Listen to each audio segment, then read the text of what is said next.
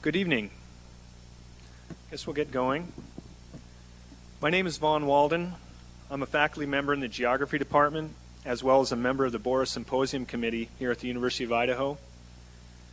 I'd like to welcome you all to the first of a series of events for the 2004 Borah Symposium. Before bringing up tonight's speaker, I would like to acknowledge my fellow committee members and thank them for their hard work this year and for making this symposium a reality. You can view all of our names on the back of the program tonight. I'd also like to give special attention to our co-chairs, Robert Casely and also John Hasko, for their hard work this year. I would also like to acknowledge the immense amount of help, guidance, and patience from the Borah Symposium staff with us committee members, namely Sharon Scott and the program coordinator, Bill Smith. Yeah.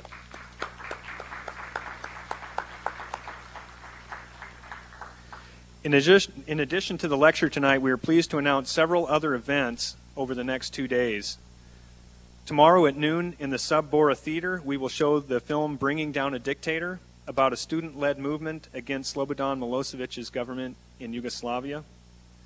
Then tomorrow evening at 7 p.m., Jack Duvall from the International Center for Nonviolent Conflict and Dr. Daniel Pinkston from the Center for Nonproliferation Studies in Monterey, California, will lead a panel discussion on the feasibility and practicality of applying nonviolent models to the current regime in North Korea.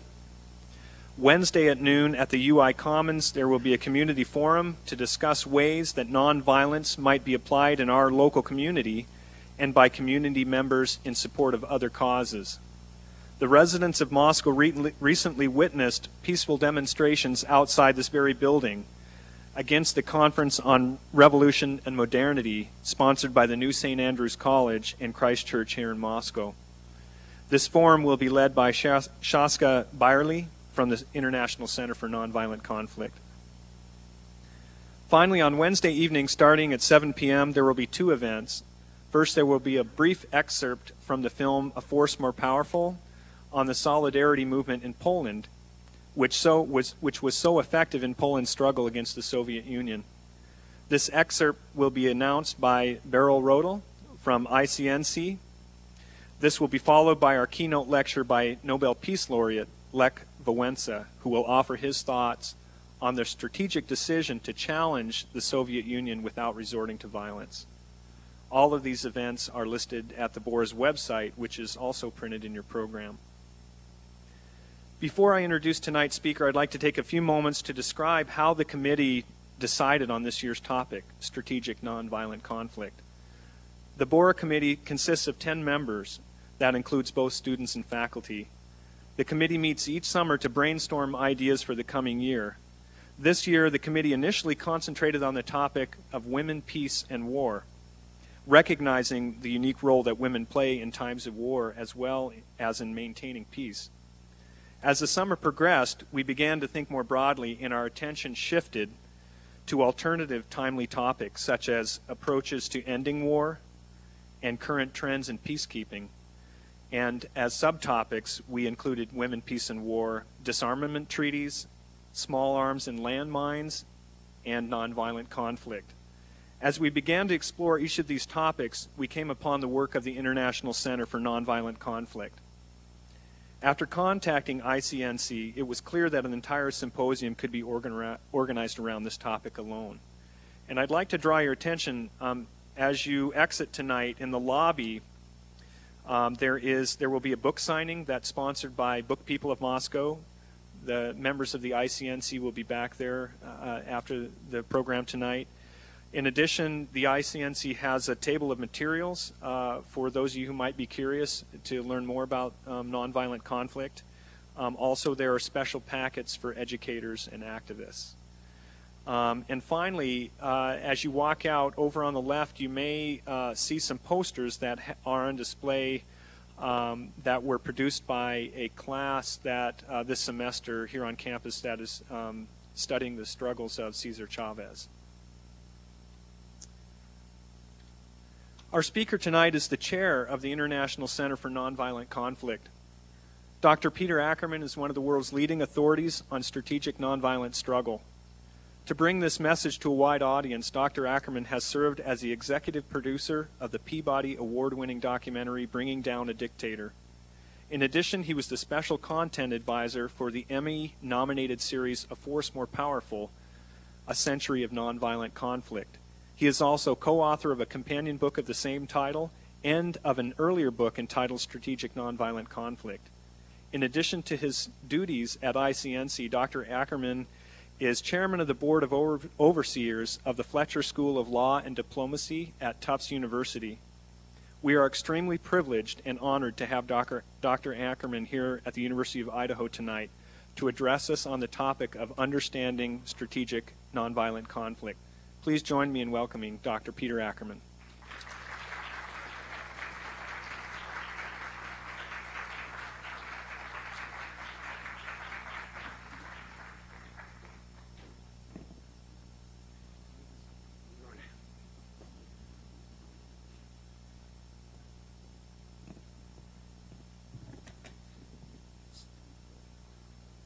It's not so bad when you get to come and also move your own furniture. So. Let me just see if I can move this a little bit. It's also not so bad when a speaker comes and says the first thing we're going to do is we're going to show you a movie. That's what I'm going to do. What you're about to see, can you hear me? That works? Okay, good. What I'm going to start my presentation tonight is to show you an excerpt reel of about 30 minutes of A Force More Powerful, which appeared on public broadcasting 2 successive Monday nights in September of 2000. But before I do show it to you, and since I've been told that there are quite a few students in the audience tonight, and I wanted to sort of give you a sense of what the origin of this documentary was, because I think it's of interest and maybe a bit inspiring to those who are working on large academic projects. The fact is that this documentary's origins extends almost a quarter of a century before, when I was working on a doctoral dissertation at the Fletcher School of Law and Diplomacy. I was a child of the Vietnam era, and in 1969 what I wanted to do was study in graduate school what was called asymmetric conflict. I wanted to look at the question of why in certain conflicts does the party with less military power beat the party with more military power. We talk about asymmetric conflict today, but this concept goes back almost 30 years. Because I was at the Fletcher School, we had reciprocity with Harvard, and I took a course at the time with a man named Tom Schelling, who was, some of you may know, one of the 5 great thinkers about the nature of the nuclear weapon and how we dealt with it in the post-World War II environment.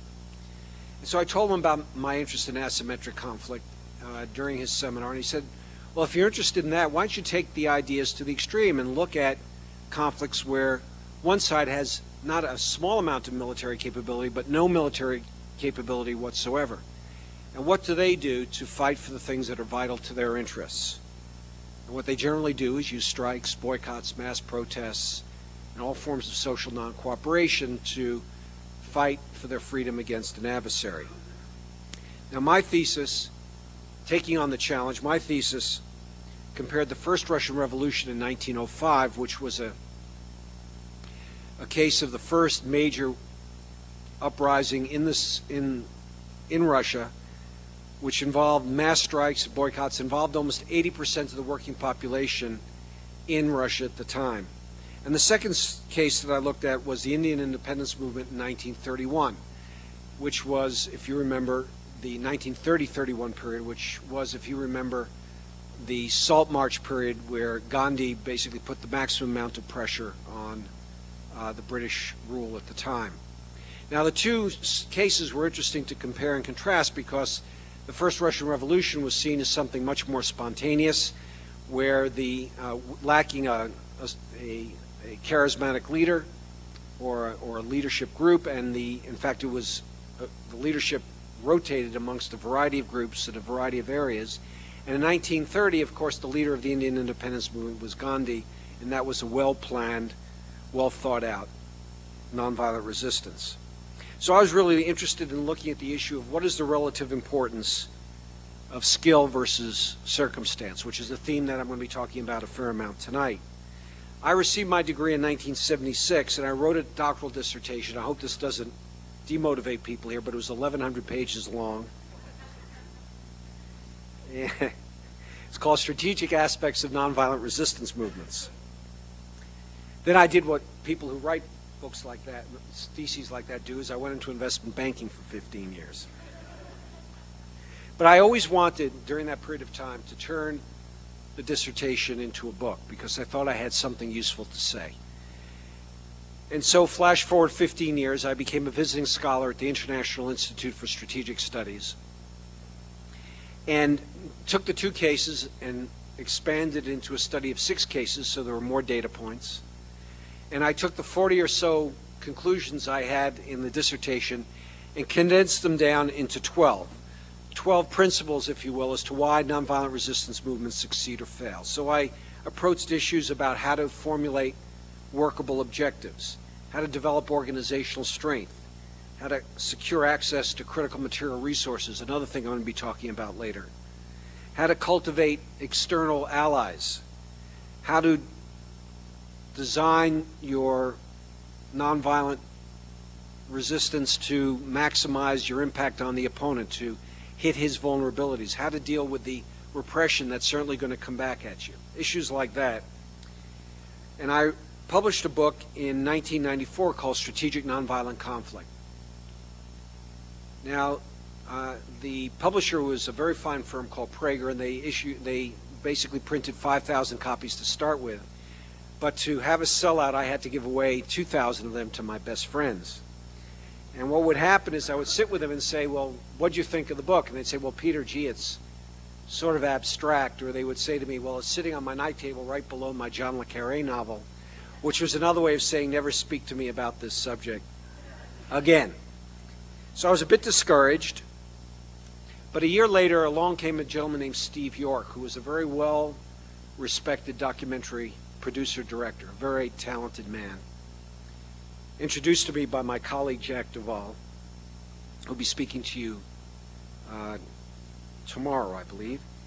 And he said, you know, Peter, I read your book. These cases are very interesting. They would make a great documentary. Let's go. And I said, not so fast. I was still licking my wounds, and he kept harping on this idea for about a year. And finally I said, all right, I'll work with you on this project, but only if you do one thing that I couldn't do in the book, which is show through your documentary art the fact that even though these cases happen in different decades in the last century and in different parts of the world, they're really the very same story. And he said he would, and he did. And A Force More Powerful was seen on national TV. It since has been translated into Spanish, French, Farsi, and Arabic. It's been seen by people in over 60 countries and by millions. It has been nominated for an Emmy, but has also been excoriated by Iranian clerics as we have basically piped the movie into Iran. And it also has been an excuse last year for Cubans being arrested who had these movies in their possession.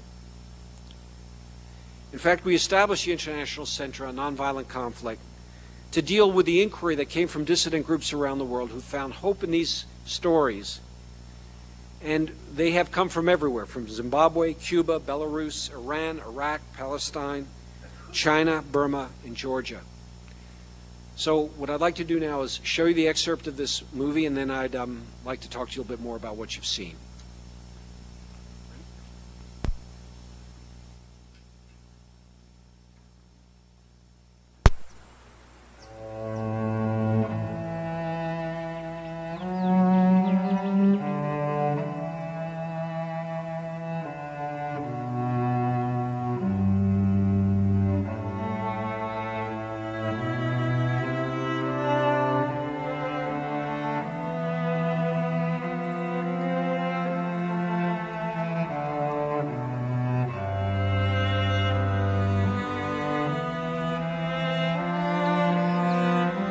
Confined within the walls of a South African jail, the young lawyer from India found no reason to complain.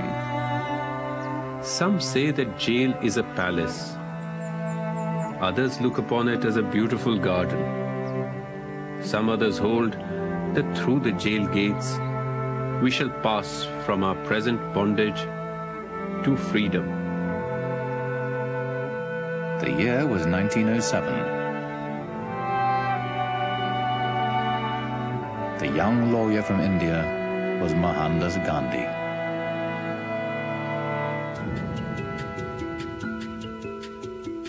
Gandhi led his fellow Indians in a non-violent struggle against racial oppression for 8 years.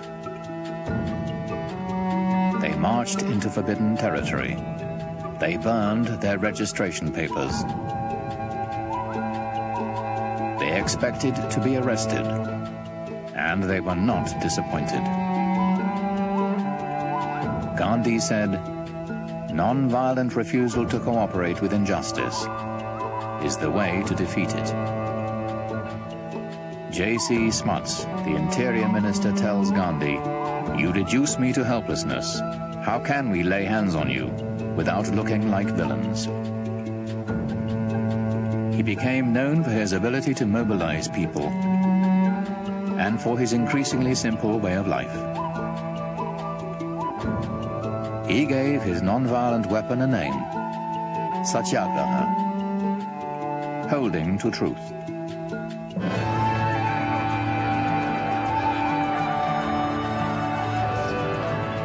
In every decade and on every continent, underdogs have taken up Gandhi's strategies to fight for their rights and freedom. Nonviolence means fighting back, but you're fighting back with other weapons. The power that Gandhi discovered changed the 20th century.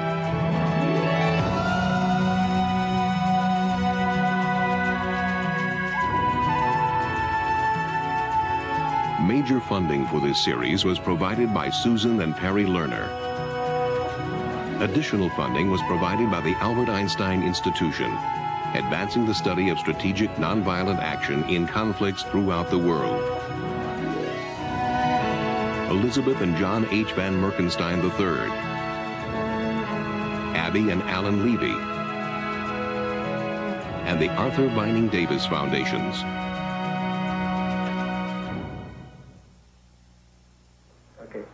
If I were being beaten, what is it that I would be able to do? We said we were going to desegregate downtown Nashville. Our first step was going to be desegregate lunch counters and restaurants. That, of course, was the first Gandhian step. That was the first step of nonviolence, to research and examine and focus on an issue. Choose a target, choose an issue. Now, let's see. Months before going to the lunchrooms, Lawson begins preparing them. A bunch of niggers. Well, look at the 8 balls all lined up. Hi there, Jungle Bunny. He's so dark, he's making the whole place dark. He wants them to have experienced both physical and verbal attacks, and to learn how to resist the impulse to run or fight back.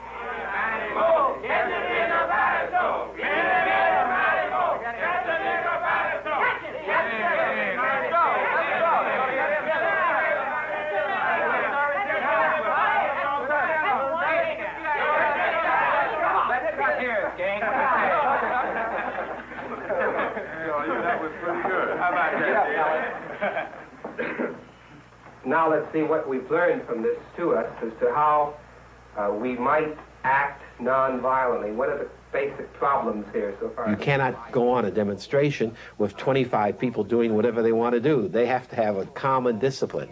And that's a key word for me, that the difficulty with nonviolent people and efforts is that they don't recognize the necessity of fierce discipline and training and strategizing and planning and recruiting and doing the kinds of things that you to have a movement. That can't happen spontaneously. It has to be done systematically. By now they're well prepared for contingencies. Each group includes a leader and observers who will phone reports back to the church. Observers are carrying telephone numbers for ambulance services and a pocket full of telephone change. As they enter the stores, the second and third waves of demonstrators stay out of sight, ready to move in when the first group is arrested. As predicted, the police hang back for the first 15 minutes.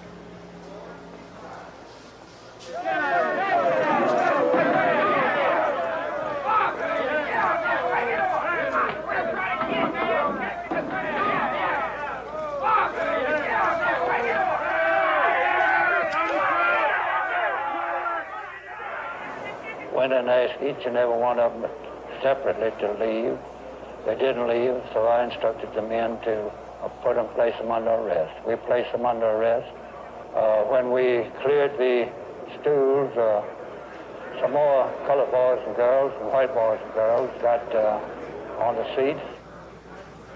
It really surprised the police. They thought they had lowered the boom. And when they turned around and looked and saw a lunch counter, once again, full of Negro students, you could just see that they kind of looked at each other out of the corners of their eyes as though, do you see this? What will we do now?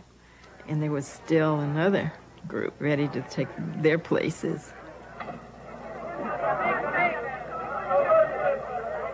You're in jail. You're joking. Man, what my mother's gonna say when she hear about that? We had a philosophy, which was a power of nonviolence. And that kind of power we felt was more forceful than all of their police force, all of their lawmakers, and all of their dogs or billy clubs or jails. We were warriors in that sense. We had been prepared. This was like a nonviolent academy, equivalent to West Point.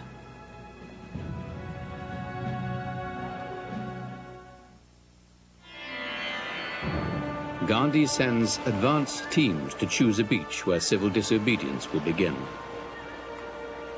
In speeches and articles, he attacks the salt laws, emphasizing the injustice, especially to the poor.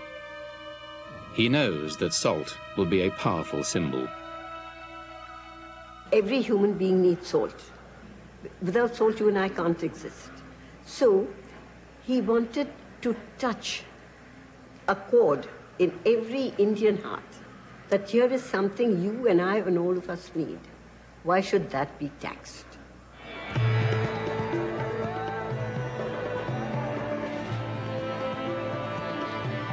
In every speech, Gandhi explains the power of nonviolent resistance.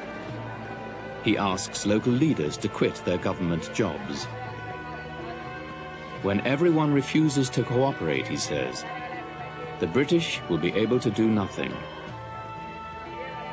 He was asking the village headmen to resign their posts, and I think 140 or so did resign. Why did he ask them to resign? It is a government, foreign government, running this country for their own benefit, and why should you serve it? Otherwise, how do you fight against oppression? Either you take to assassination, to bomb making, or you use non-violent methods. May not give you quick results. You may lose materially, your limbs may be broken, you can lose your life. Long before Martin Luther King's March on Washington, Gandhiji was the originator of this. And as he marched, people began to spread the word. He's on the march. He's going to defy the law. Let's join him. This is a chance to show the British, without having to hit them, to show them that we stand for something. We are not just slaves. And by God, even I, who was only a schoolboy at that time, I tell you, my hair stood on end when I realized he was slowly approaching the goal. And we all knew once he picked up that handful of salt, he would be arrested. On the eve of the law-breaking, Gandhi meets on the beach with 12,000 supporters. Hold the salt in your fist, he suggests, and think It is worth 60 million rupees. That's how much the government has been taking from us through the monopoly on salt.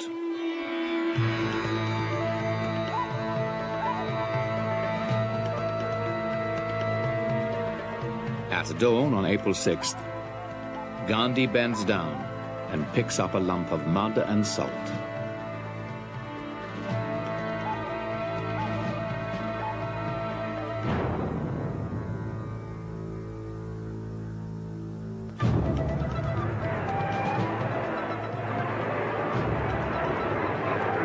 News that Gandhi has broken the salt law electrifies the country. Thousands march to the shore to follow his example. Jawaharlal Nehru, India's future Prime Minister, describes the mood.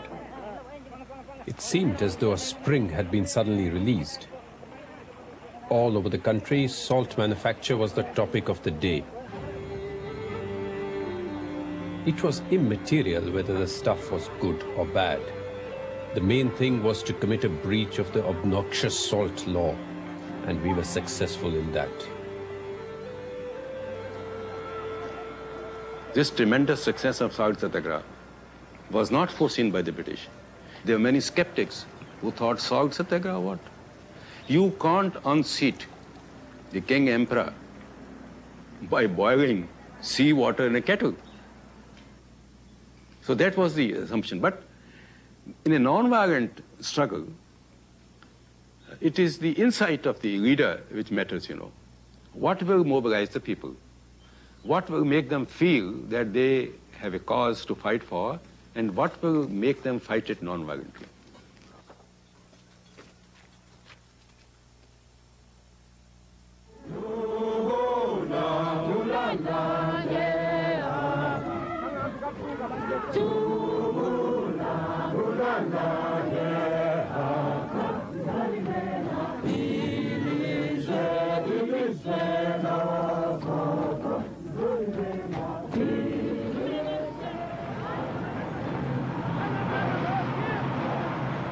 Weekly funerals, the only public gatherings not prohibited by the government, are their only opportunity to rally support for the boycott. We want a government based on the will and wishes of the people. We want a government... 2 days before the boycott will begin, Mukseli Jack is the main speaker. And I'm going to say, they can take us to jail. On Monday is the D-Day. Monday is the D-Day. Monday is the D-Day. Monday is the D-Day. We will buy it down on Monday. We will buy it down on Monday. We will buy it in a box of marches on Monday.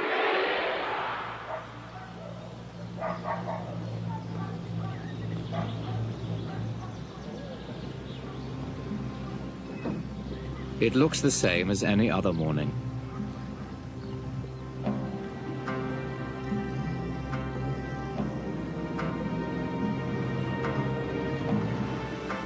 But by 10 a.m., the difference is obvious. The north end, normally jammed with black shoppers, is deserted. Observers sent to monitor the boycott report 100% compliance. When we did our walks about in town, we see the shops closed and no one buying in town. Then you saw that there was 100% support from our people. That inspires you. That inspires you a lot. The boycott is the latest tactic in a 10-month uprising. But in only 5 days, it has proven the most effective weapon yet, and it is spreading elsewhere. A genuine threat to the apartheid regime. This state of affairs can no longer be tolerated. The government has, in terms of the Public Security Act, Act 3 of 1953, decided to proclaim a state of emergency in the following magisterial districts: Port Elizabeth, Albany, Utenake, Craddock, Kirkwood, Somerset East, Adelaide, Port Beaufort, Bedford, Alexandria. There has not been a state of emergency since 1961. The South African Army occupies the townships. Travel is restricted. Night and day curfews are imposed. Hundreds are arrested.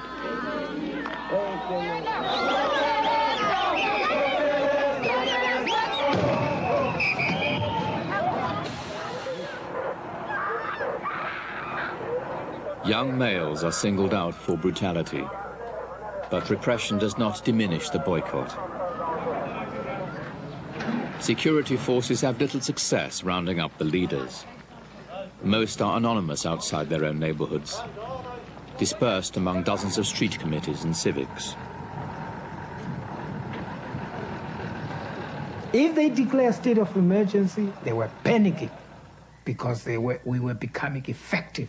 They were feeling us coming. They were feeling us coming. So to us, the state of emergency showed that extraordinary measures were to be implemented in order to keep apartheid alive. And we knew then that we got apartheid in a crisis.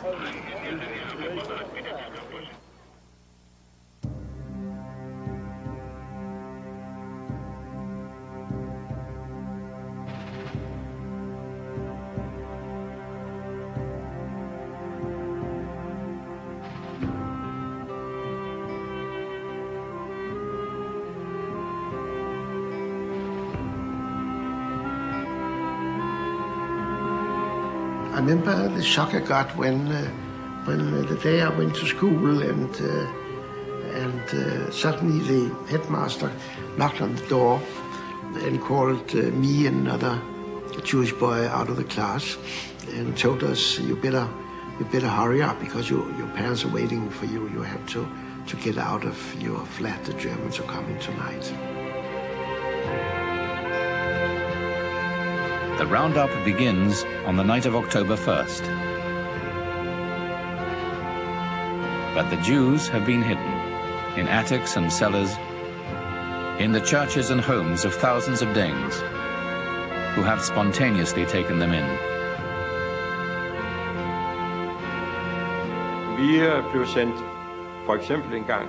We were sent, for example, one time to Fyn, to Odense,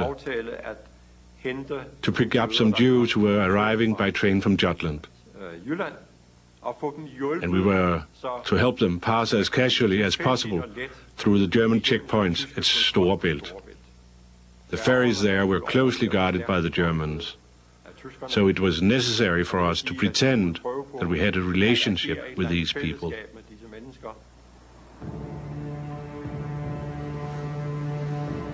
Their refuge will be Sweden, only a few miles across waters patrolled by the German Navy. They hide in forests and wait.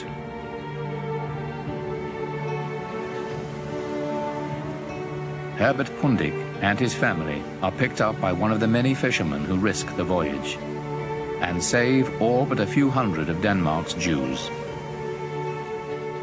I looked back towards the coast and I saw something which I'll never forget in my whole life.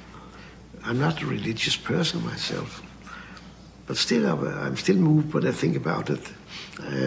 On this sandy beach, I saw the three persons, our, so to say, savior, his wife, and the wife of the fisherman, kneeling on the beach with folded, lifting hands towards heaven, praying for our safe passage.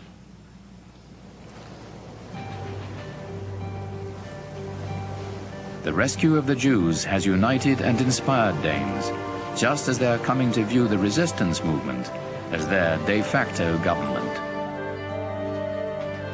The Freedom Council publishes a first clandestine leaflet in November 1943.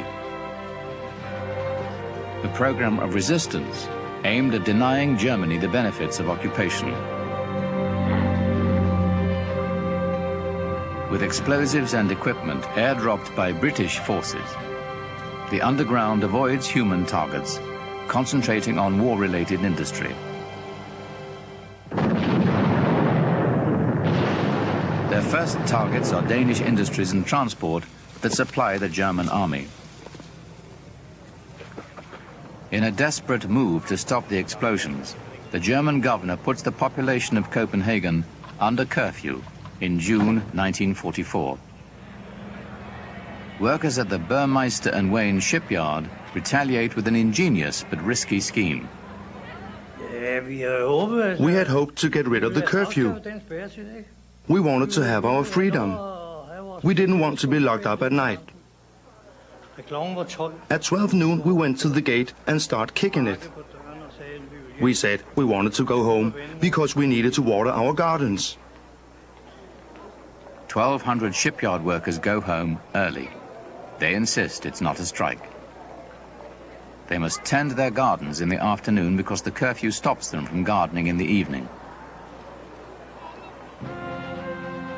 The go-home early movement spreads fast. Thousands of workers in other factories walk off their jobs, but few go to their gardens. Congregating in the streets, they demonstrate, build bonfires, and taunt German patrols. 6 Danes are killed on the first day.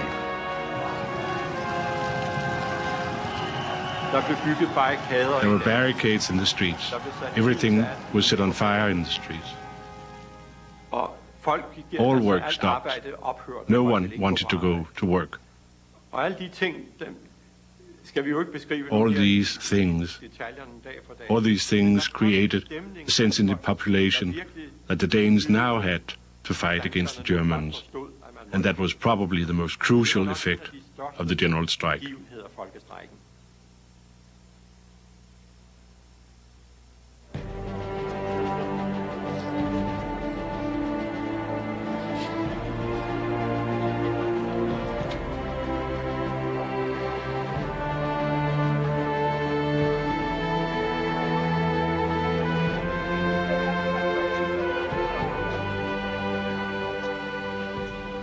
Mieczysław Jagielski, Poland's first deputy prime minister, faces Lech Wałęsa, a 37-year-old electrician.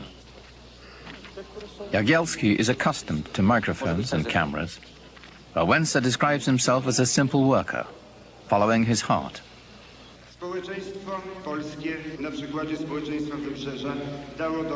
Until now, the regime has called the strikers traitors. Now the deputy prime minister has been sent to negotiate with them. The strike committee is cautious, knowing that if they push too hard, the game will be lost, and that Soviet military intervention is a real possibility. There was a whole range of people in the Central Committee who realized that agreement for free trade unions is an agreement to change the system, the political system. Also, they couldn't gain approval from the Soviet Union. I know that. They were carrying out such talks, and the Russians wouldn't even want to hear about it. What? Free trade unions? What are you talking about? Negotiators for the workers are in no hurry.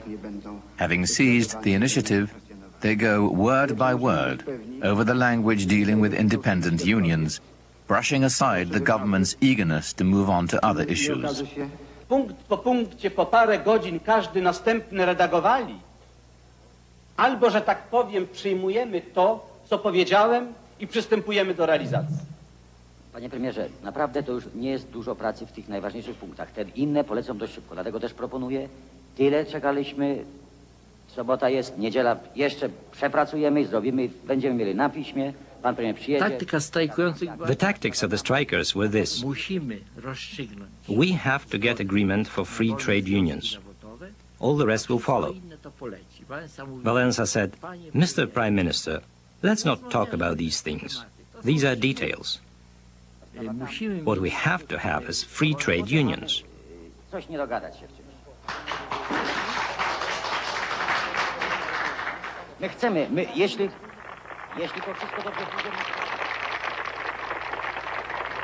During nearly 2 weeks of talks, Walesa reports regularly to the rank and file. He seeks consensus with an openness unheard of in Poland's official unions. Worker solidarity is not lost on their adversaries. No previous strike was carried out under so decisively, with such will of victory and such consolidation. The conviction that we have to leave this room victorious. It was the conviction not only of the inter-factory strike committee, but of all the workers who surrounded us, and the dozens of thousands of people who surrounded the shipyard. All this had its effect. It softened us. Frankly speaking, it did. Idle factories create pressures that benefit the strikers. In Gdansk, valuable machinery and unfinished ships are being held hostage. Increasingly desperate to resume production, the regime gradually accepts an accommodation. On Sunday, August 31st, an agreement is ready to sign. They have won pay raises, a 5-day work week, relaxed press censorship, free trade unions, and the right to strike.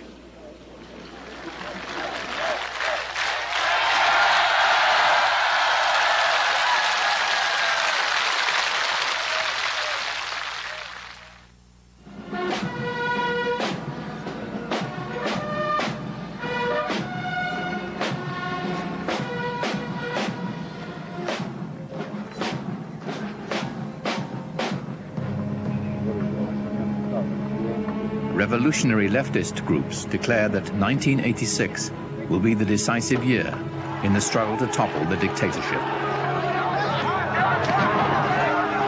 Monthly protests turn violent as the radicals confront police, handing Pinochet the excuse he needs to come down on all opposition. Mainstream factions are harshly criticized for their non-violent methods. In those conditions, when you are repressed by violence, of course there are people that think that the only way to face violence is through violence. But that was, in our understanding, absolutely out of any possibility of succeeding. So that was one thing.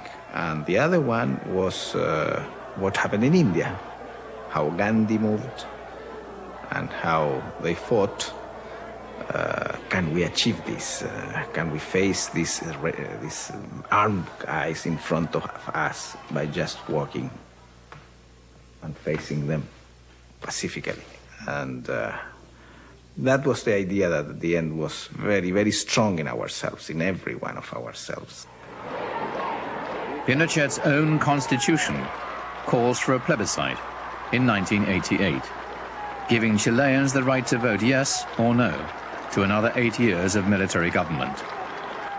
Isolated and overconfident, Pinochet always assumed he would win. But after 5 years of organizing, the non-violent opposition sees an opportunity.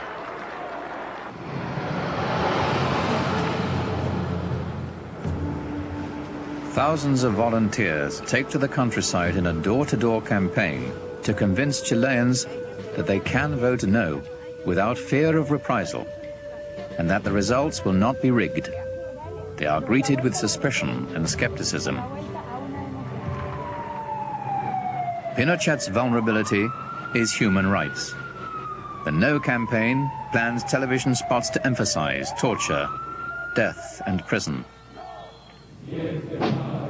But US political consultants advise them that dwelling on the fears of the past would be a turnoff.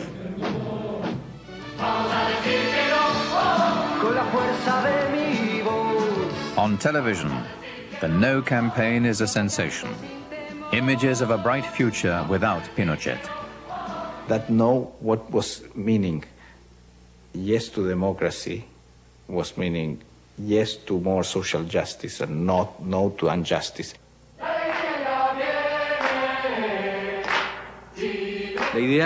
And la alegría ya viene. meaning joy is around the corner. It was an invitation to a country that belonged to everyone. The idea that we were going to defeat the dictatorship, not with a gun, but a pencil. That this road was going to be traveled without hate, without rancor, without vengeance.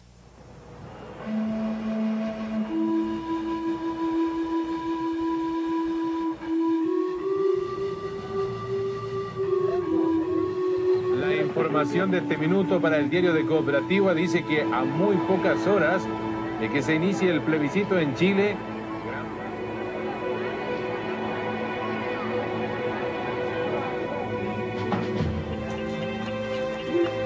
voto no.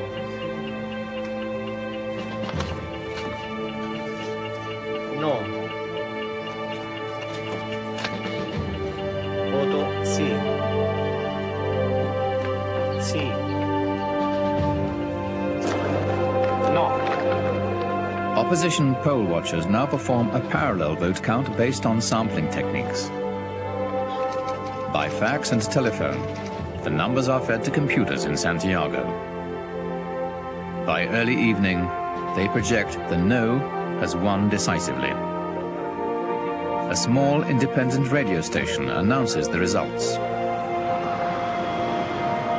Ensconced in the presidential palace, Pinochet says nothing. Suspicions of electoral fraud grow as hours pass with no announcement of the vote tally. At midnight, Pinochet's Navy, Air Force and police commanders enter the palace. General Fernando Matei, Air Force commander, tells reporters, it appears the no has won. A public statement that warns Pinochet to accept the defeat. Within seconds, his remarks are on the radio.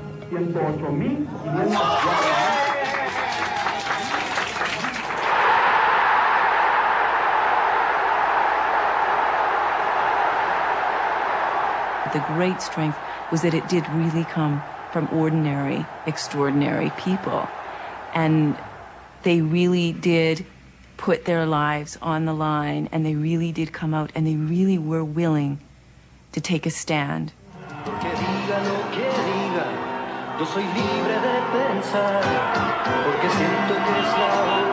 I think that we in the world, we really live on power. And what we would like to is to live on authority, personal authority, moral authority. When you act based on power, well, if I have a gun pointed at me, I'm going to say whatever you think and you want. After you take your gun off my head, I'm going to do what I want.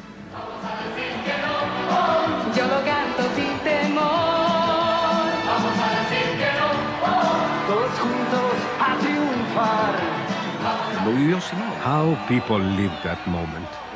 And they lived it without hatred, convinced that they had been the participants, the actors.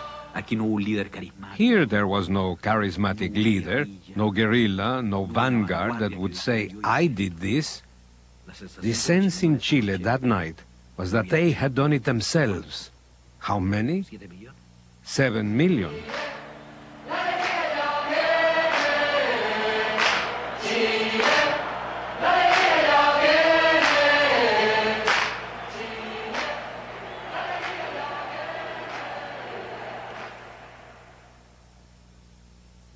I suppose that human beings, looking at it, would say that arms are the most dangerous things that a dictator, a tyrant needs to fear. But in fact, no. It is when people decide they want to be free. Once they have made up their minds to that, there's nothing that will stop them.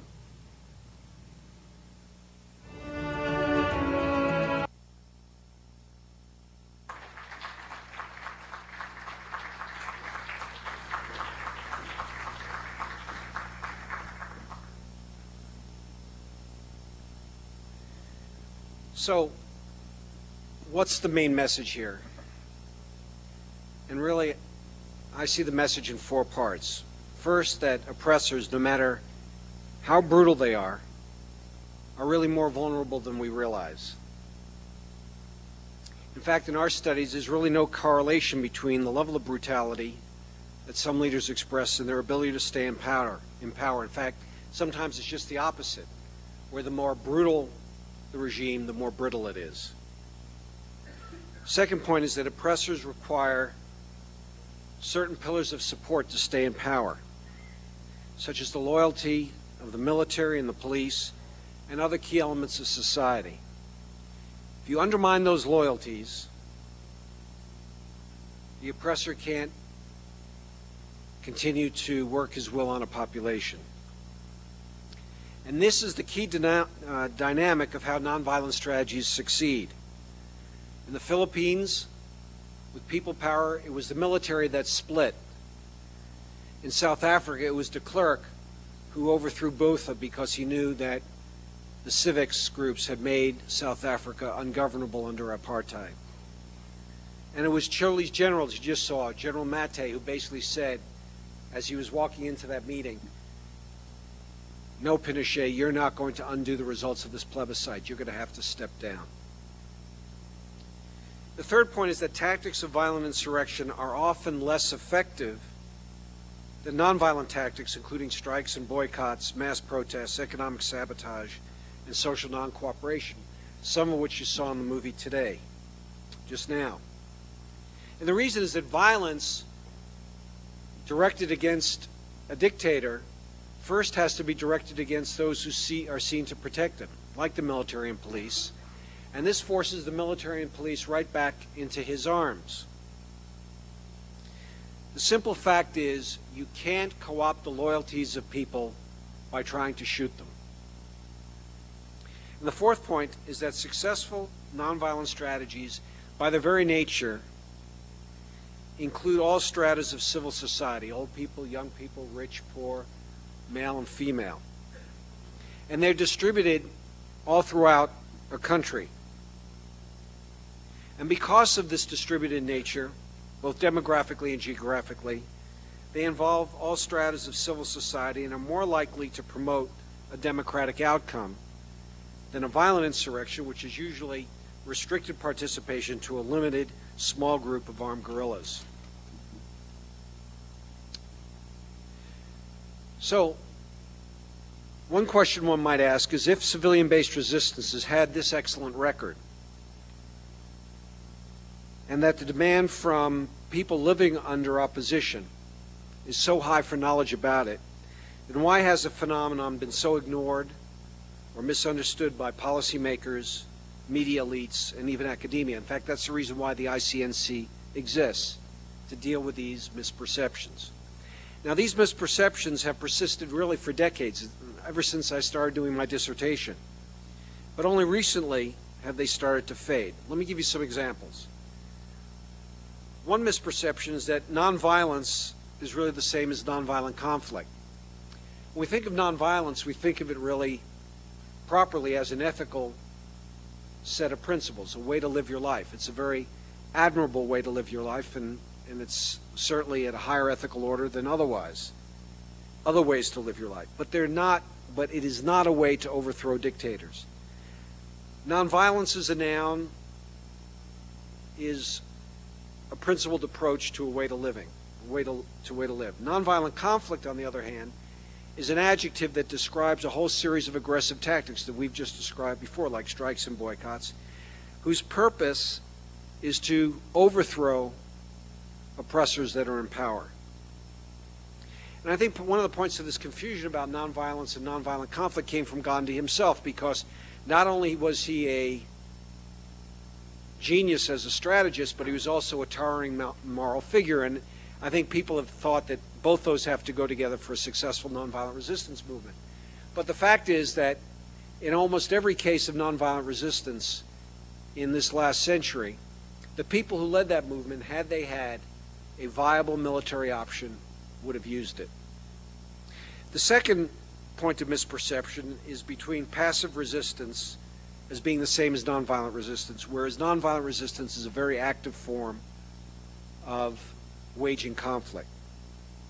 It is also believed that, I guess based on the Russian Revolution case that I described before, is that nonviolence is thought of as sort of a spontaneous uprising of a population in terms of street protests, but really it's much more than that. To be successful, it's a effort that must be actively planned. You're going to be visiting in 48 hours with a giant who, of the last 30 years, Lech Walesa, who basically proves that not only is what Solidarity did active and aggressive, and really what it'll tell you is really quite dangerous, but it was also well planned, because in 1978 a man named Adam Michnik wrote a book called Letters from Prison that basically foreshadowed everything that Solidarity was going to do. We also sometimes put nonviolent action in the context of conflict prevention or conflict resolution. I think when we think in the university area about peace studies, we think about, one, how to prevent conflicts. We talk about arms restrictions and arms control, or confidence building measures to avoid the friction that would lead to conflict. And once that we're in the middle of a conflict, we talk about negotiating strategies and formulas that will basically, in effect, get to yes so we can end a conflict. But in too many cases in this last century, people, groups, have intractable interests versus other groups. And certainly civilian populations have had intractable interests versus the dictators that lead them. So there is no basis for prevention or resolution. There's only a basis for conflict management.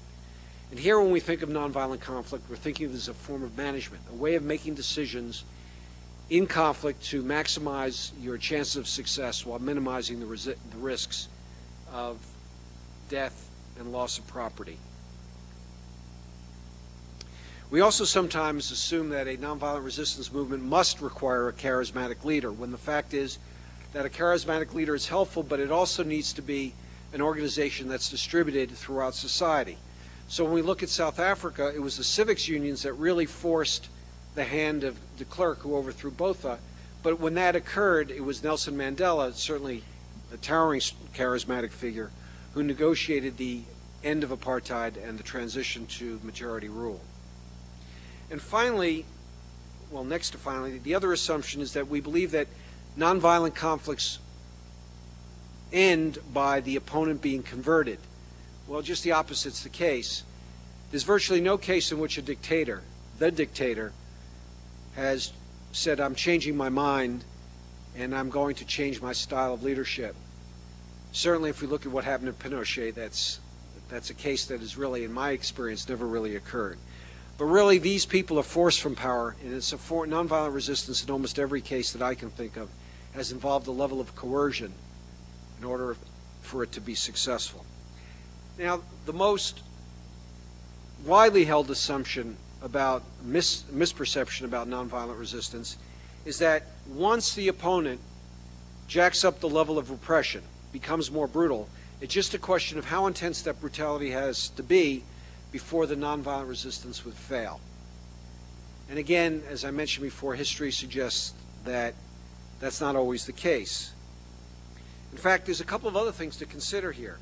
First, repression can have what we would call a jiu-jitsu effect, where the repression not only doesn't work against the people who are actively resisting, but it brings out other elements of the population that are outraged by the repression. Also, we have to remember that repression itself is not risk-free or cost-free to the dictator. Remember, when a dictator says, I'm going to basically put down this rebellion and calls out the military and police to do so, he assumes that they're going to obey. The first case in which there is no obedience, or the obedience is half-hearted, suddenly his vulnerabilities are multiplied, and he takes a huge risk with dealing with repression should the military and police not obey. Now, a great example of this is with Slobodan Milosevic, who was called the Butcher of the Balkans, who led Serbia disastrously for a decade. It was assumed that the only way he would be forced out of power is through a violent insurrection. That was the received wisdom of the American government until the Kosovo War and the bombing that occurred in July of 1999. But after the bombing, a whole different dynamic set in which a student movement began, and then the whole society and important elements of society basically forced him out of power without a shot being fired. Now, we're going to be presenting the whole movie. That's 55 minutes long tomorrow. But what I thought it might be interesting to do is just give you a little 10-minute excerpt, because this represents the first case of nonviolent resistance in the new millennium, and I think I'll suggest you will have a lot of parallels with the other cases that I've just shown now. So if we could just put the video on.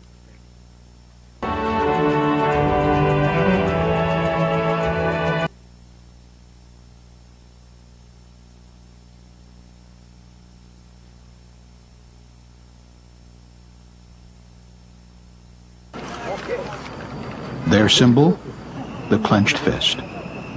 Their name, Otpor, the Serbian word for resistance. Otpor, resistance, is already a year old, but in the aftermath of the NATO bombing, it's growing fast. Founded by a dozen student activists in their teens and 20s, Otpor has no offices. They operate on a shoestring, meeting in cafes, communicating by cell phone. Some of them have been arrested, and the police monitor them closely. We have a long history of guerrilla movements winning the power in this country. So when I say guerrilla, I don't think about violence. I just think about hidden leadership, some kind of mysteria about that. There is an organization where we are, the whole story of Otpor, even the recruitment list you are filling, is like you're joining the army with a mission. Their numbers are small, but they create the impression of an extensive organization. Stark black and white leaflets reinforce their blunt slogans. Fight the system. Resistance because I love Serbia. Freedom.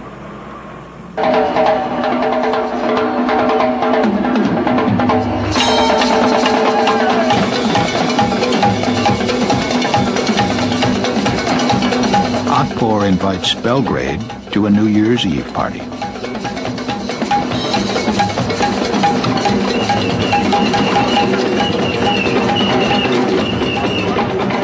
Rock music is discouraged by the regime, but rock and roll, with its undercurrent of rebellion and resistance, is an Otpor trademark.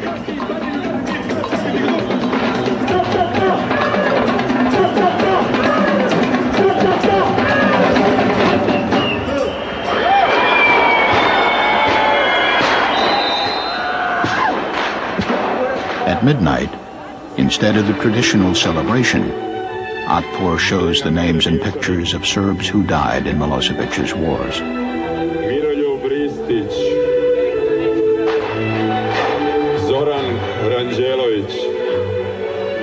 They came here asking for fun. We gave them performance before the midnight.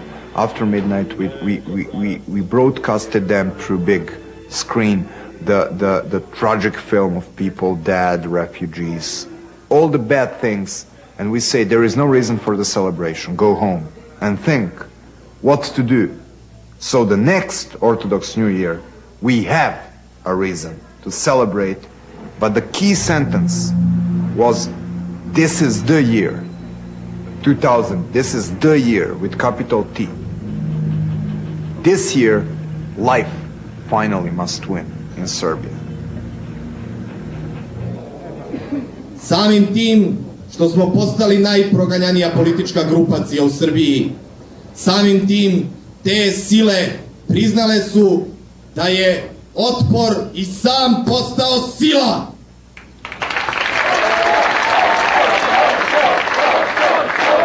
Police harassment has not discouraged them. Recent arrests have spurred a surge in membership.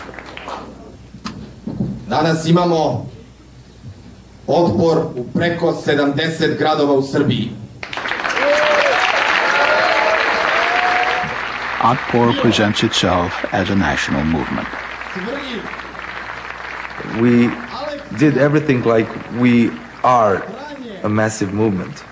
We made a congress, like, I don't know, we cover whole Serbia. And then after the congress, we did cover whole Serbia.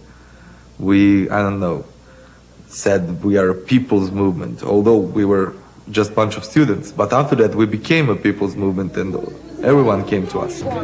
Elections are still at least a year away. In the meantime, Otpor builds its network, using other weapons to undermine Milosevic. Recruiting and training hundreds of grassroots activists, Otpor has no national leader or central committee. Belgrade sends supplies, but local Otpor activists run their own affairs. It's a conscious strategy, which will keep the local resistance going even if the Belgrade leadership is arrested. Otpor relies on local kids, well known in their own neighborhoods, as the best way to mobilize the discontent which is strongest in the provinces. They were afraid of us, and they wanted to portray us as terrorists, as fascists, and as, I don't know, criminals, drug addicts, and something like that. But when people go out in the streets, they see members of resistance, they see that these kids are like 18 to 20 years of age. I'm one of the older members, like I'm 26, 27 now. And they say, come on, this is ridiculous. These kids are not fascists. These kids are just kids. So it was very important for us to show how the state television propaganda was actually ridiculous. Evo, ponovo smo ovdje direktno uključeni ispred Niškog supa. Ja ovdje imam priverak jednog teroriste. Evo, živ priverak, njegova bicikla je stradala na granici Srbije i Crne Gore. Kao što vidite, nisu tu nekih metari 90, nosi najče teroristička organizacija Otpor. Nosi najčare, to znači da mnogo čita, ako ste u ovoj zemlji čitate, vodite računa.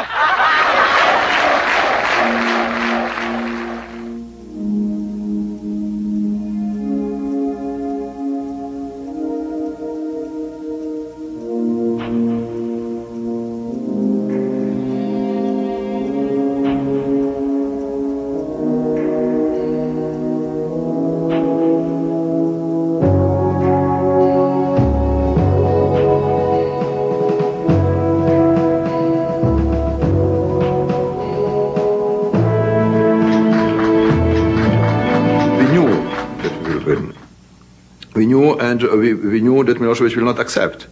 And our advantage was we were prepared for the second step, that he will not win, he will not accept our victory, and he will try to manipulate after that. They've trained and organized for months. Now they face the decisive test of their nonviolent movement. Can they force the regime to step down?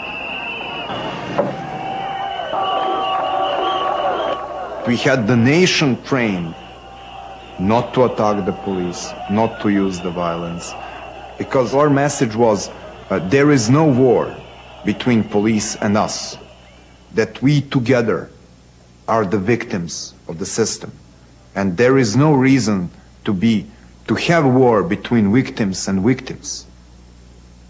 One victims are in blue uniforms, other victims are in blue jeans, but there is no reason for that blood.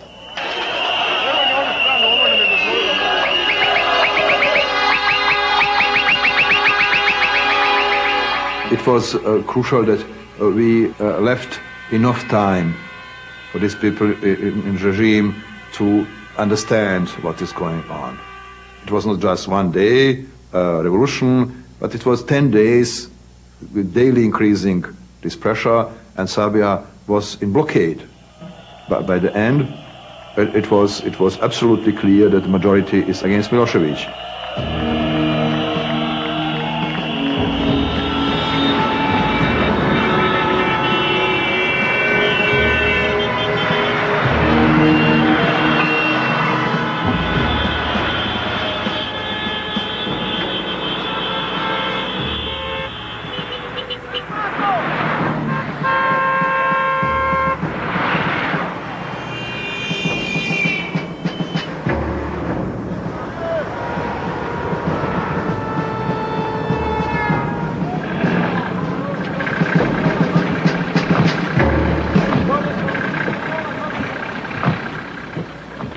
Dobar dan.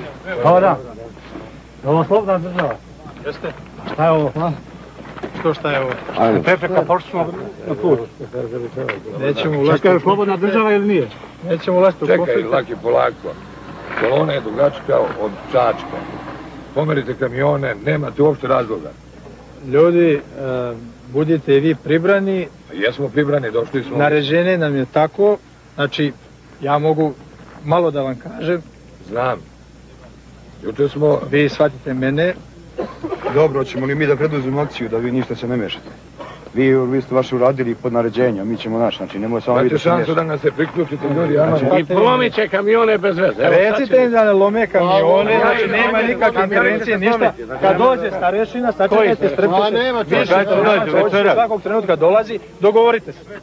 Jel može tako? Ne. Recite ljudima.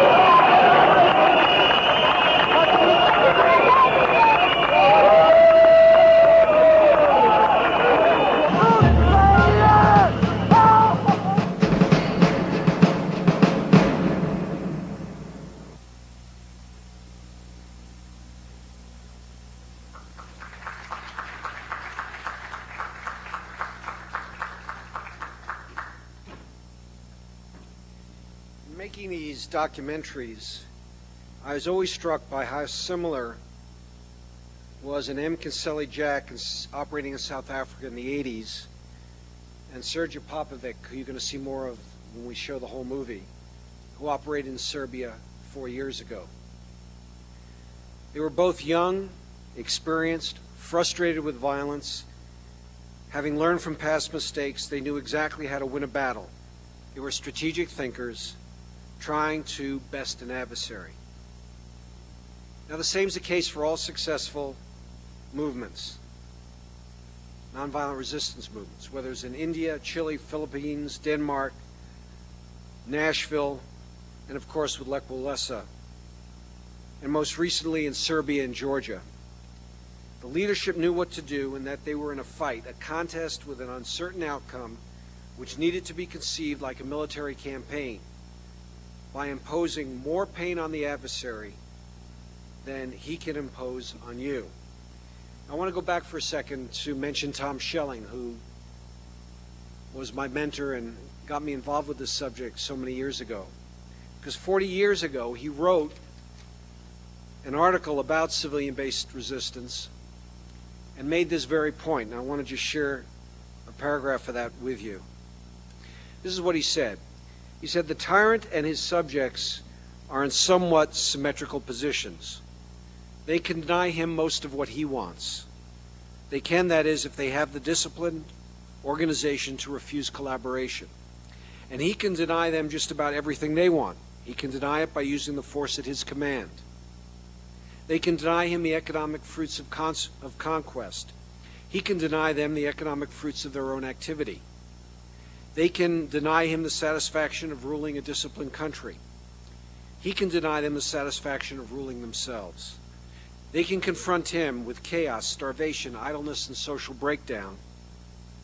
But he confronts them with the same thing, and indeed, most of what they deny him, they deny themselves. It is a bargaining situation in which either side, if adequately disciplined and organized, can deny most of what the other wants. And it remains to see who wins. Now, in our experience at the International Center on Nonviolent Conflict, when a dissident comes to us and finally realizes that he's in a contest where his nonviolent tactics can be forged into a winning strategy for freedom, then a world of possibilities opens up to him or her. And by the way, women have played extraordinary roles in virtually all of these conflicts. So I want to tell you a quick story about what happened when two Iraqis came to visit me last October, a year ago last October, who had just saw the Milosevic movie.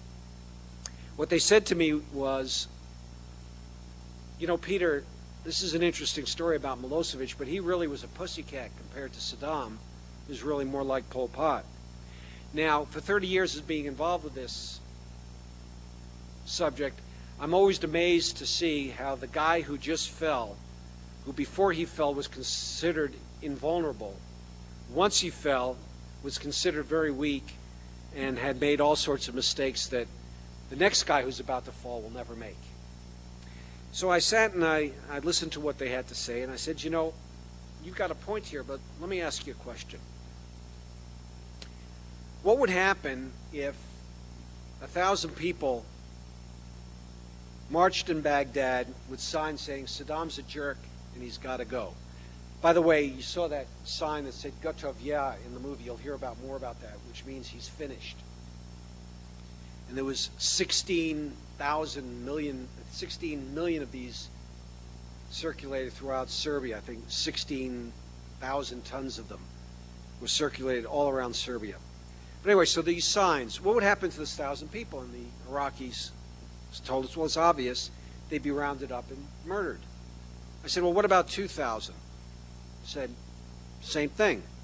5? Said, same thing. 10? Same thing. Well, what about 20,000? I mean, then they started to hesitate. And I said, well, what would happen if 100,000 people came into the streets? Not unlike what we saw in Chile.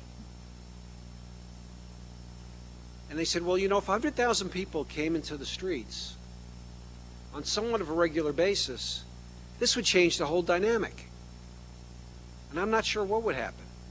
And they said, but how are you going to get 100,000 people in Baghdad in the streets? Please, that's not going to happen. So I said, well, what would happen if 5,000 people agreed all at once on one evening to put up 10 signs on key buildings around Baghdad saying Saddam's a jerk and he's got to go? And they said, well, look, nobody's going to do that. The risk of putting up the sign is really too great. Nobody would risk that kind of, the fate of being caught. And I said, well, let's say it did happen. And they said, well, nobody would ever do it. And I said, but let's say it happened. And they went back and forth like that beer commercial, less filling, more taste. And I said, all right, humor me. What would happen if 5,000 invisible Iraqis went around and put these signs up? And they said, okay, Peter, if 5,000 invisible Iraqis, then you might actually get 1,000 people, 100,000 people in the street, and the dynamic might change. But where are you going to get 5,000 invisible Iraqis? So I said, see this? This is a keypad. And you type in the keypad, Saddam's a jerk and he's got to go, and it has a little start button down here. You put it in your suit pocket, you walk out, you walk up to a wall, punch the button, you put it back into your suit pocket, you walk away, and an hour later the sign shows up on the wall. And they both looked at each other and looked at me and says, where can we get such an instrument? The point being, suddenly possibilities emerged in their minds. Once dissidents realize they're in a winnable contest, then they know that they can learn and improve on what's happened in the past. Right after Milosevic fell, we knew we had the first case of nonviolent resistance that was successful in the new millennium. We went to Belgrade.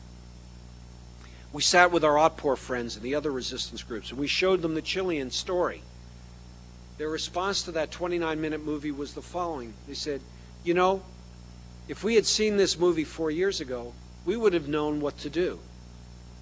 and Milosevic would have been gone and there never would have been a war in Kosovo. And APOR remembered that, and they've been out teaching others around the world who've had requests to understand more about nonviolent resistance. In fact, if you remember quite recently, the Revolution of the Roses in Georgia was preceded by a training that occurred in Serbia with APOR students. You might also have read that A Force More Powerful and Bring Down a Dictator were translated into Georgian, and that they were shown on independent TV and around in various meetings throughout Georgia preceding the fall of Shevardnadze, and the resistance leaders said it was this movie that mobilized the population more than anything else. So learning is possible. But let me add one other caveat here before we go forward, is that if civilian-based resistance is really a contest with an uncertain outcome in conflicts over vital interests, then we should recognize that there are times when good guys lose, or they're overwhelmed by military force, like is the case right now in Burma.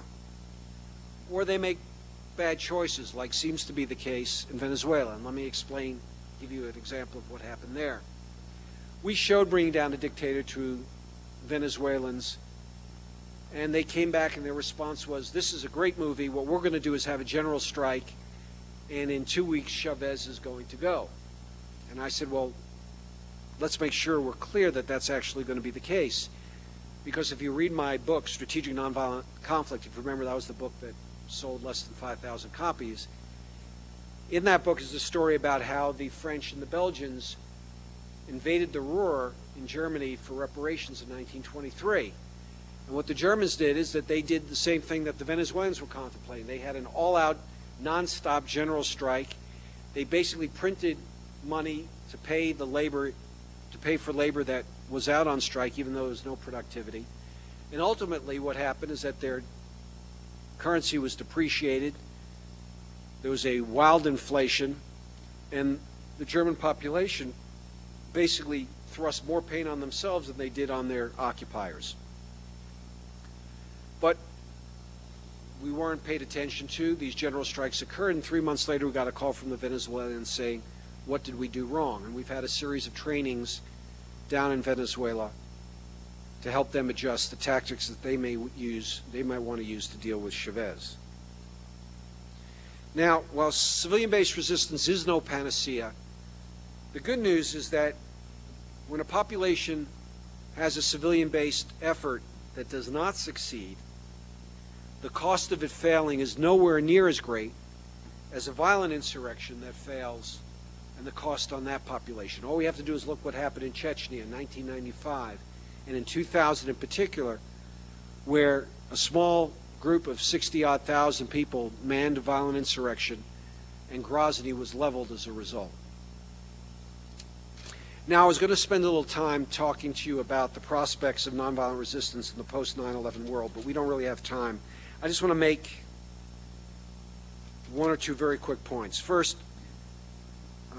globalization, I'm sure, in this campus and other places, is a hotly debated topic. But one thing that has come with globalization is the rise of non-state actors, both for good and ill. NGOs involved with human rights and environmental issues and democratization have grown up along with terrorist groups.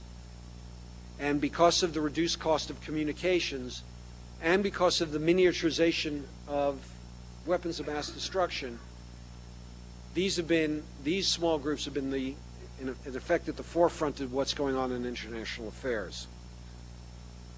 And when we look at the areas that pose the greatest risks, whether it's Iran or North Korea, whose prospects for nonviolent resistance are going to be debated tomorrow, it's clear that it's very important for NGOs and governments who comprise the community of democracies around the world to figure out ways to help assist these nonviolent resistance movements and the civic organizations that basically are the backbone of these movements. And there are three ways I think that are important to create that assistance.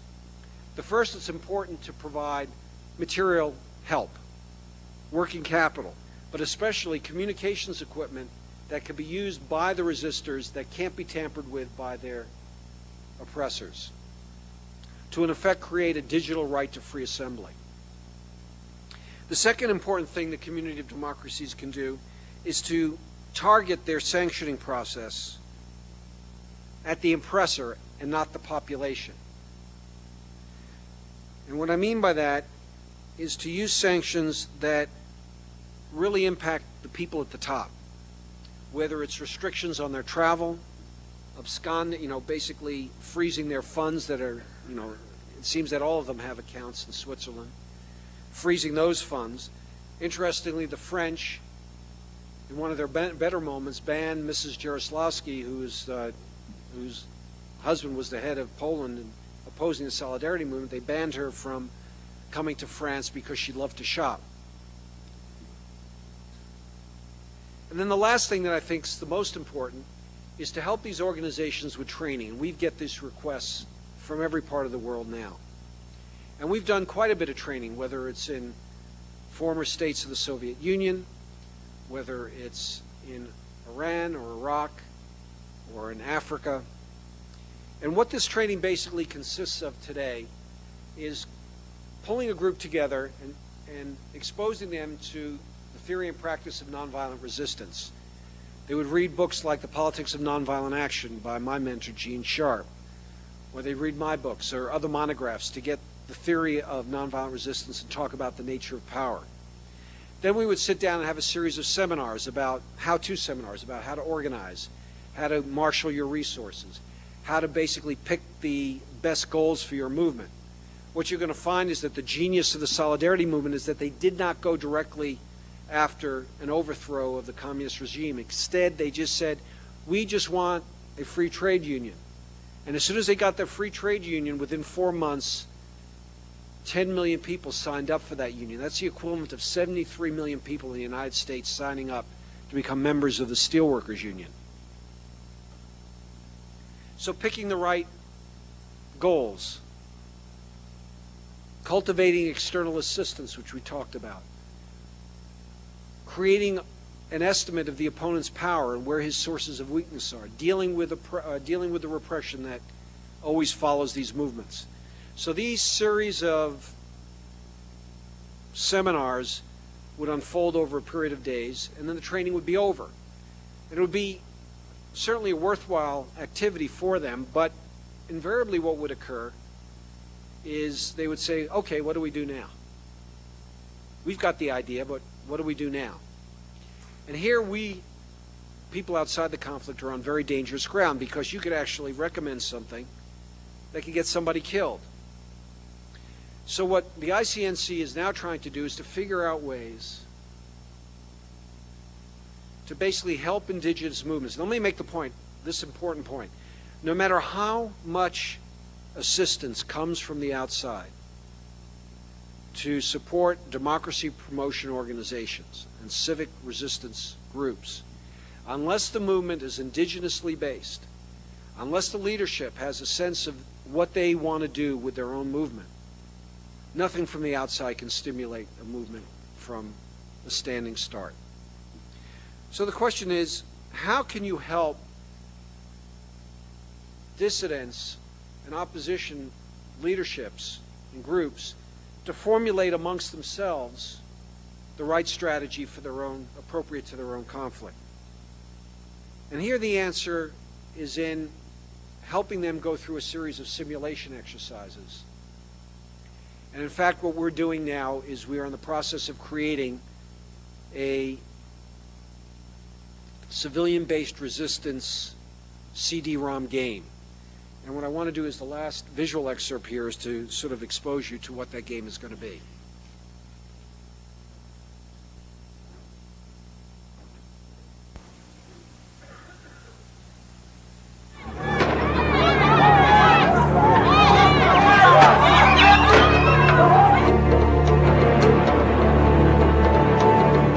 Brutality, repression,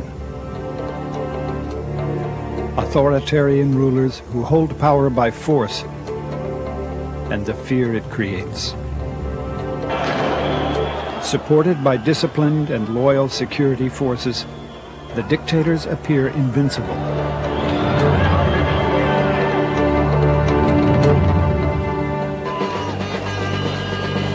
But in the last century, millions of people who had no military option have fought for their rights and freedom with non-violent weapons and often succeeded. Protests and demonstrations are only part of their story. The decisive moments are the quiet meetings where they organize, make plans, and develop their strategy. Their experiences show that the critical, sometimes dominant factor is strategy. A force more powerful, the game of nonviolent strategy is being developed to provide a deeper understanding of nonviolent conflict. Distributed on CD-ROM and played on personal computers, the game lets players choose a conflict scenario from a list of contexts and adversaries: authoritarians, occupiers, dictators. The short descriptions are expandable. Now they will play the role of strategists in a nonviolent movement. They begin with a review of the situation, considering short-term and long-term objectives. The game allows them to make unwise choices. They become familiar with the geographic, demographic, economic, and social factors which represent both opportunities and constraints. They examine their strengths and weaknesses and the strengths and weaknesses of their adversary. Nonviolent strategists need a constant stream of data, which they obtain from the game's information screen. Here they can select a variety of views of the whole country, a region, city, or individual neighborhood. Within each geographic view, players can monitor the levels of support they receive from various social and economic sectors.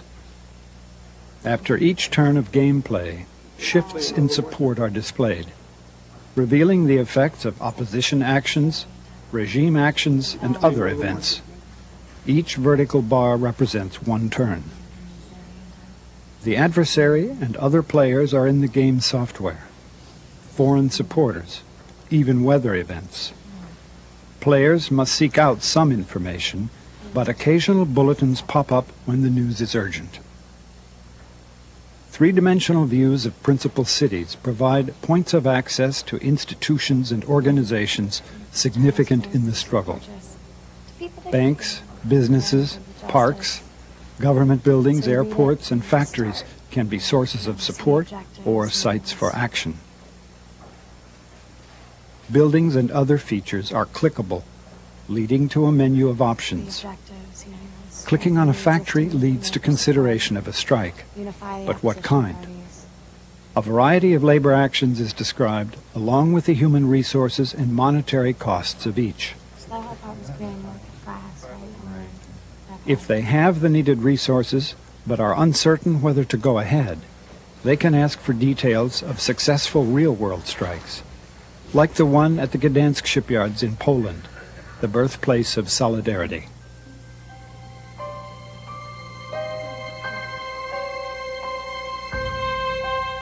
It was August 1980. Steep price increases and the firing of a popular co-worker were the reasons. Overnight, an immense and valuable facility was idled. In previous strikes, workers had marched into town. Last time, 6 were killed and 300 injured. This time, they decided to stay, to occupy the shipyard, and to remain strictly nonviolent. A 27-year-old electrician was their leader.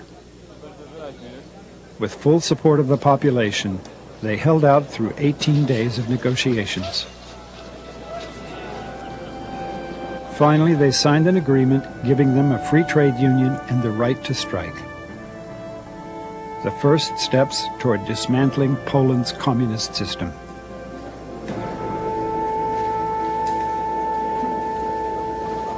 Now, they've conducted their strike. They review the results. The latest turn shows increased opposition support from labor. The screen reports both their actions and the regime's actions for each turn or unit of time, which is variable. They've lost ground with the rural and farming population, but they can't be sure it was related to the strike. They'll have to investigate. While the information screen shows changes over time, they can occasionally refer to the bigger picture by returning to the strategic balance sheet where they started, to see how their situation may have changed. They see that their strike has added a new factor in their favor. The game is not a recipe book for resistance movements, but a force more powerful, the game of nonviolent strategy will provide a sophisticated simulation experience to assess conflict conditions, decide on objectives, craft strategies, and observe the results.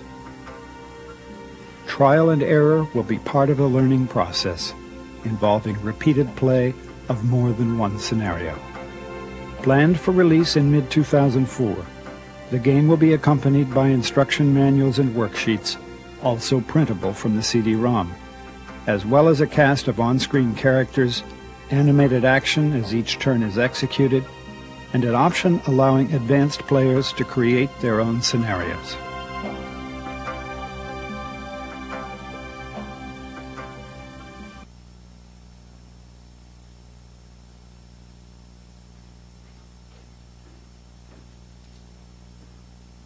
Let me conclude by saying that some people will say that we may be a little naive to believe that something on a compact disc can liberate people.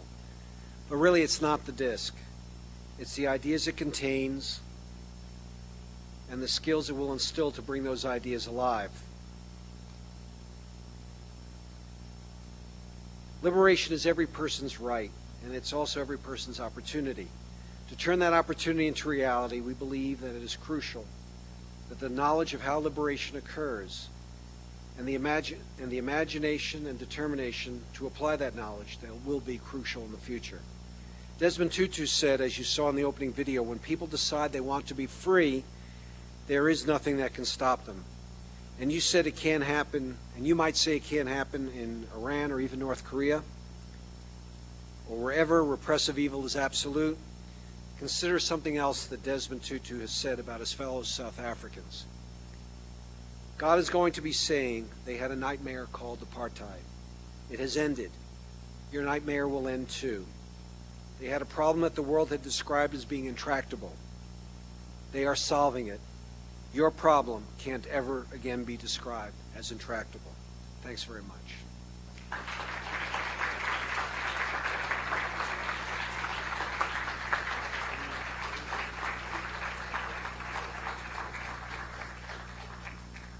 Well, thank you, Dr. Ackerman, for that very interesting and intriguing topic, and with truly global significance, as we've seen.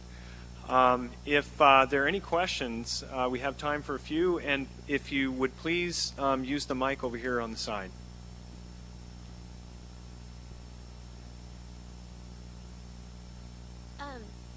I'm curious as to how in these nonviolent conflict strategies, how do many of these movements account for the free rider problem, especially when their strategy is not either lowering the cost of participation or raising the benefit? So who would be the free rider here? How do they avoid the free rider problem? How do they get around it? You mean, okay, you mean people hoping others will do for them what... Those who are starting the nonviolent movements themselves, like Otpor, how do they get around the free rider problem in societies and encouraging people to choose to rebel instead of remaining as a free rider? Well, I think that's a very good question. I think the answer is that you can't really have that many free riders for a successful nonviolent resistance movement, because, as I mentioned before, these are movements that are well dispersed. To be successful, they have to have the participation of many people, even to a small degree, but many people. Those who, if too many step aside and remain inactive, the movement's not going to be as successful as it could be. So how do they, as organizations, is it just the general motivation in those grassroots movements that they're looking for to avoid the free rider problem? Well, you mean what are strategies of mobilizing people? Exactly. Well, I think part of it is, as we saw in Georgia, is people have to understand that what they saw through these movies was sort of the opposite effect of the free rider problem, seeing that if everybody would participate to some degree, everybody would benefit. And the inverse of that, I think people sense, is that to the extent that people say, well, let others participate in our stead, and if everybody decides to do that, they understand they're not going to have a successful movement. So everybody has to step out at once for these movements to be successful. So if there is a free rider problem, I would say that generally there's not going to be a successful nonviolent resistance movement.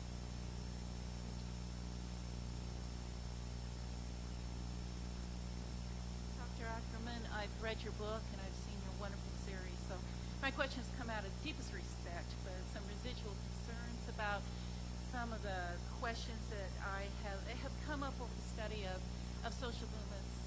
As everyone knows, some of the most common social movements of the late 20th century are not necessarily democratic social movements. And I guess my first question here is what happens when nonviolent means attaches itself to non-democratic ends. And I guess I'm thinking of very popular and deep felt fundamentalist movements around the world. And my other question, I guess, is a little more provocative, but I hope it's not offensive, and that is, what would it take for the Iraqi people to remove the occupying U.S. Army at this point? Well, let me take your first question. Is the best example that I would think that support the phenomenon you're noticing is how Iran fell, because a large part of the Shah's undoing was basically smuggling tapes into Iran that basically mobilized that population. And soon after his ouster, then the leadership became much more violent. But there were nonviolent techniques that were used in that movement, and the result wasn't wasn't to our sense democratic. Now, with respect to getting rid of the American occupation, I'd say it's the same as what it would have been to get rid of Saddam, which is to basically make Iraqi society ungovernable.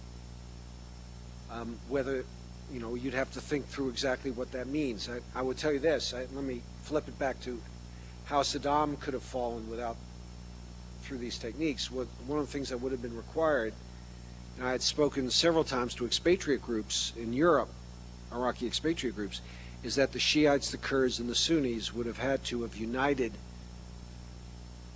significantly in their goals to make the overthrow of Saddam primary for that to occur. So I think that if you had the Shiites and the leadership of the Sunni population, the Kurds, all agreeing at once that the only way to go forward is to force the Americans out of the country, then strikes, protests, economic non-cooperation, social ostracism, a whole host of things would be quite effective, I would think.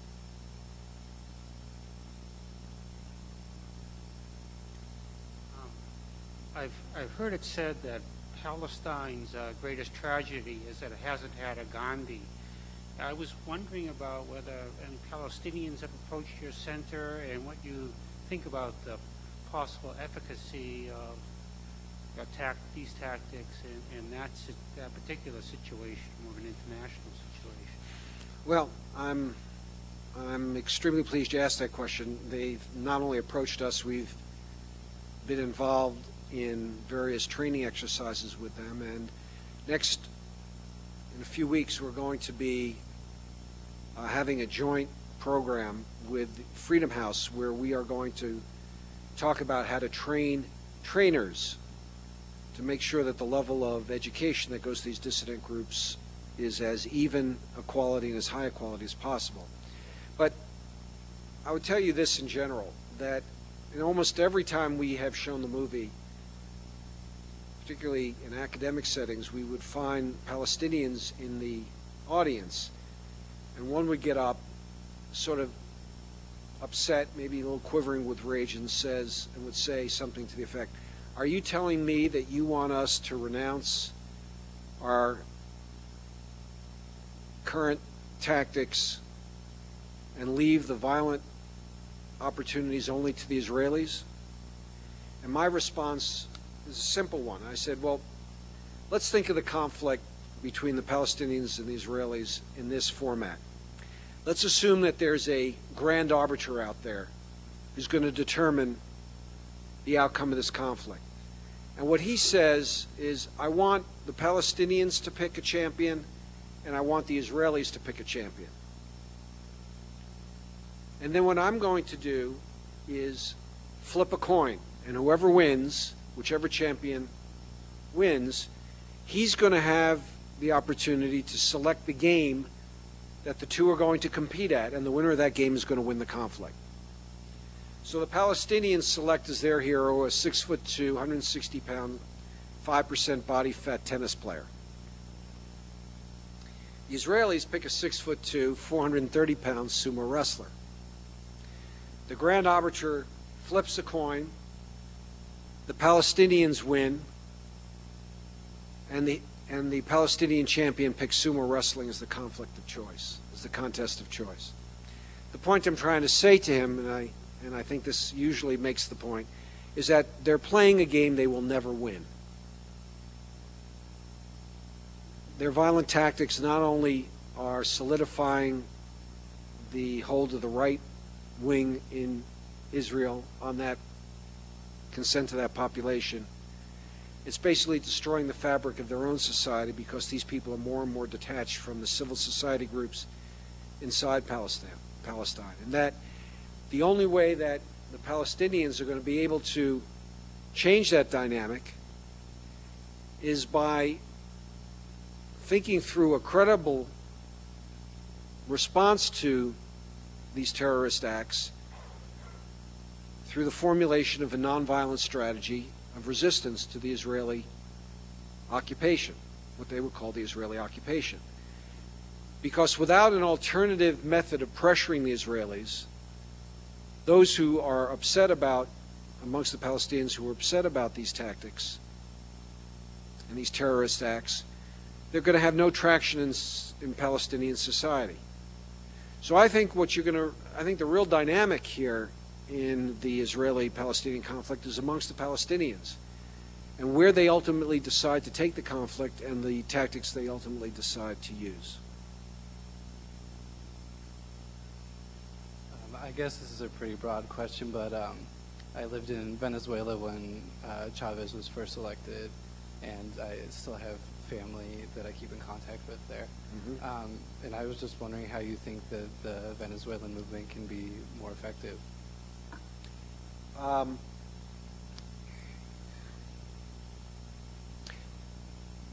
By playing the game. Seriously, we've had several trainings and we've had okay results. We were talking about that today. I think that there needs to be in the resistance more subtlety and energy. There needs to be strikes, protests. There needs to be various kinds of economic undoing of the regime, but not in such, as I said before, not with such ferocity for short periods of time that creates more pain in the business community than it does to Chavez. So I can't tell you what specific tactics will work best. I do know that there's now, as you would know, there's a contest over whether there's going to be a referendum or not, with Chavez trying to basically disqualify all the signatures and doing the predictable things that one would do when he doesn't want to have a referendum that he knows he's going to lose. But the tactics associated with that referendum and the jockeying back and forth is something I'm just not privy to, so I wouldn't know specifically. But I do believe if we perfect the game and people can sit down and play it, they will figure out the best thing to do for their own, for what needs to happen in Venezuela and for dealing with Chavez.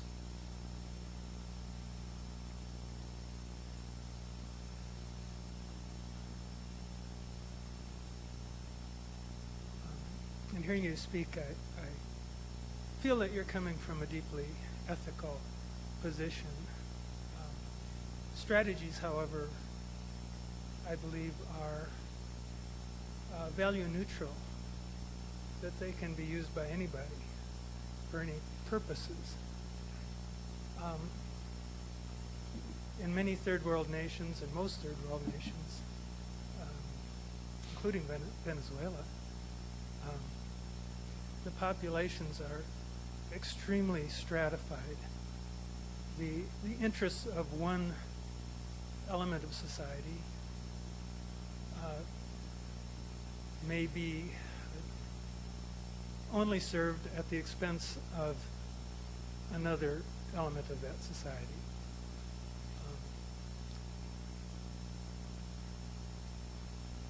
I'm concerned that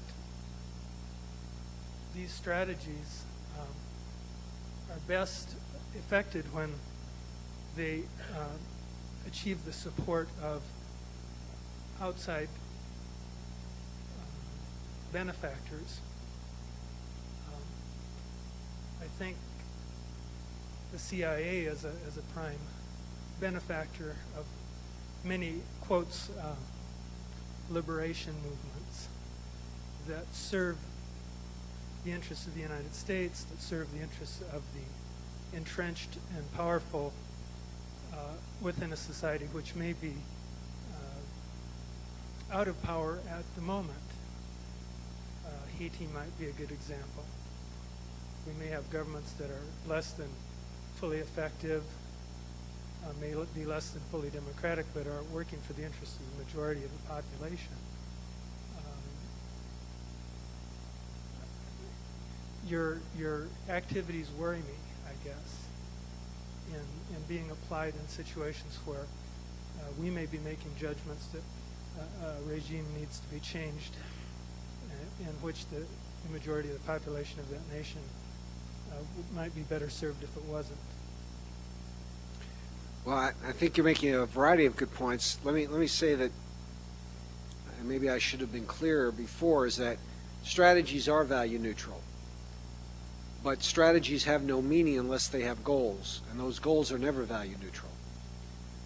So if your goal is dealing with oppression or corruption or whatever may be considered to be anti-democratic, you have to sit down and consider a variety of strategies and the choices that those different strategies have.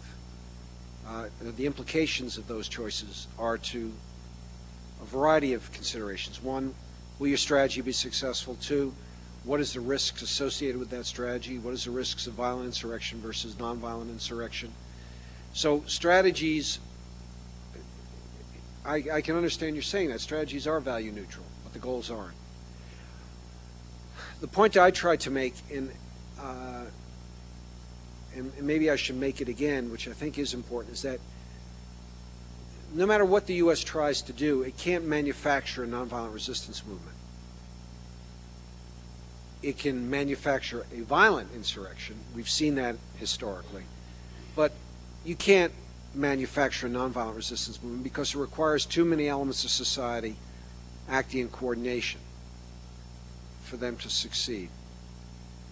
Now, as to whether a nonviolent strategy should be used to change a government, whether it's the Chavez government or Castro or whoever that may be, I'll leave that to others to decide.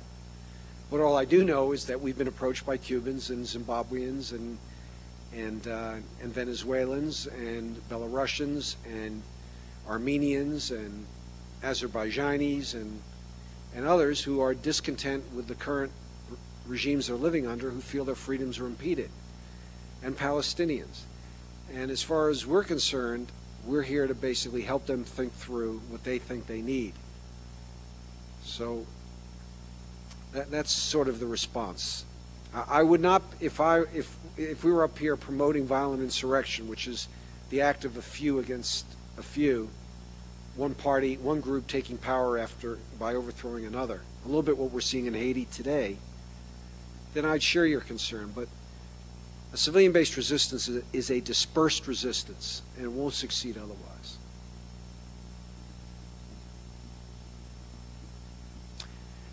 All right. Thank you very much.